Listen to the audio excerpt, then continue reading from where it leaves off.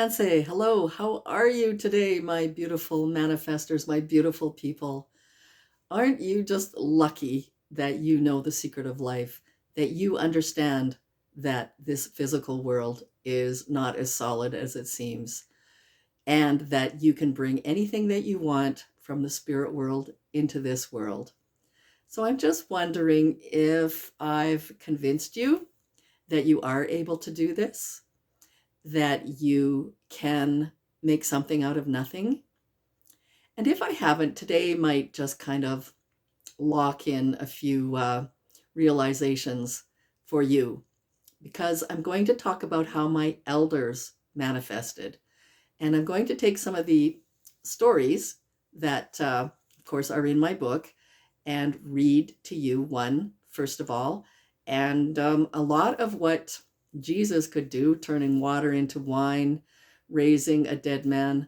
I have stories, not in my book, but in other books, of medicine men, shamans who could do the very same thing. And there's a secret to it, which is when you heal somebody, you already imagine that they're healed. You do not see any disease at all. And if you are working with someone, you ask them as well. If they're incapacitated or handicapped in some way, ask them to remember the time when they were running and jumping and just free to do anything that they want. Back to my book. This is a story from James Grandjean. It comes from probably 1940, when he was a young man, maybe even the 1930s, and he was out hunting with his dad, and he got very, very sick. So he tells me, when I was young, I was sick when we were out hunting. I was dying and I couldn't breathe. Nobody knew what was wrong. My father didn't know what to do. Then he just sat beside a tree. He was just sitting there like he was in a trance. He was just staring at the ground for a long time. But all of a sudden, he got up and reached into his pocket where he had a pen, a pencil, and some paper. And he started to write a letter. And I was watching him thinking, what is he doing? I'm so sick and he's not doing anything to help me. Then my dad went out to one of his dogs on his dog sled, and he put the letter around one of the dog's necks. And he said, "Here, take this to Fort McKay and take it to the people. Tell them to come here right away. My son is dying." Well, then that dog started fooling around and peeing on the trees and turning in circles and stuff like that. So my father took that dog by the neck and said, "Listen here. I want you to go right now. This is important." And it was just like the dog suddenly woke up. He stood straight, listened, and cocked his head as my father spoke, like he was truly understanding. And then that dog took off, and that night people came from Fort McKay to help me. My father must have dreamed of a dog that he would help him. And through his own power, his own Sagisiwin, his strong mind, he was able to make that dog understand.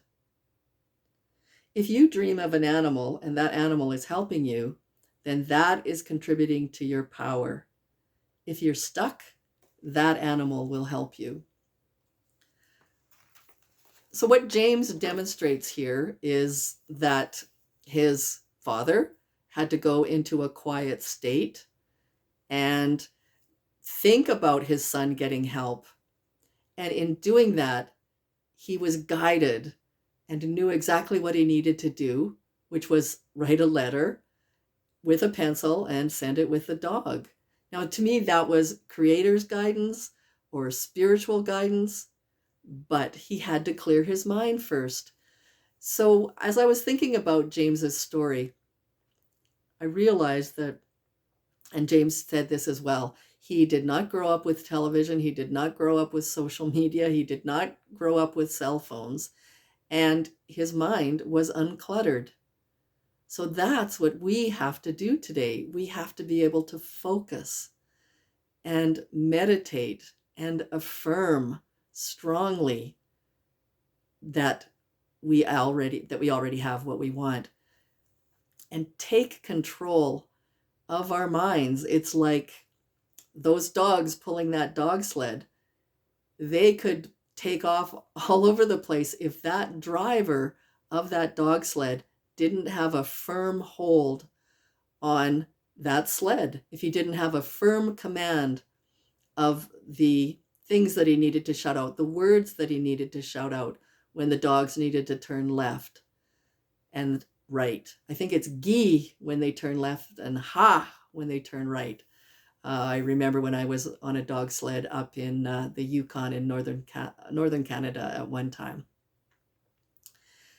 That is the way of it. It's harder than ever with us being bombarded by social media, and you'll hear me say this, that we get a quick fix when we turn on our phones and see that somebody's responded to our texts. We get a rush of energy. We are putting energy out all the time, but we need to take it within, deep within, and build up that energy and tap into the divine field that's around us, that field that has all possibility in it, that brings things to us in ways that we can't even imagine. Because when you are thinking about something and it comes to you or hasn't come to you yet, do not think for a moment or worry about how it's going to come. That is out of your hands. That is completely in Creator's hands or the source's hands, and it will come to you in a way that will surprise you and probably delight you. I had a girlfriend named Sandra who was very, very spiritual. She was Blackfoot, and she dreamed about a stone called Iniskim. And that's a stone that is shaped like a buffalo, a tiny little buffalo. And these stones were used by medicine people historically to call the buffalo. These stones, as I said, everything is alive, could actually call to the buffalo. And when the people wanted to hunt, the head buffalo, and I understand it was usually a female because females can turn quicker and are more agile than the males, she would bring the herd around to where the people were, and then the people could harvest a few of the animals and have good fresh meat. So Sandra had heard this story about an Iniskim, and she wanted one, even though we were in modern times and she wasn't going to be calling any buffalo. But she was just intrigued by that story. So after her dream, she started to think about this stone. And she could see that it was brown and it was kind of didn't look exactly like a buffalo, but it was very vaguely had the shape of a buffalo. She had to go, I guess, do some shopping for her mother and stopped in at a Walmart in a town south of us to get supplies for her mom. And it's a store that she would never normally go into. It was winter. And as she was walking into the store, there was something in a tire tread that she was walking along. It was just a little black, kind of dark object. It was coming on to evening and she couldn't see that well. But something made her stop and dig into the snow. And there it was. It was an Iniskim.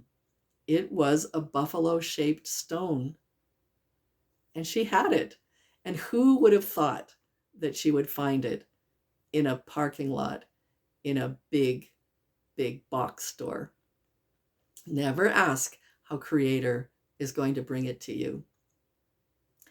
There's also stories of Navajo medicine men. These are men and women down in the southern United States around Arizona.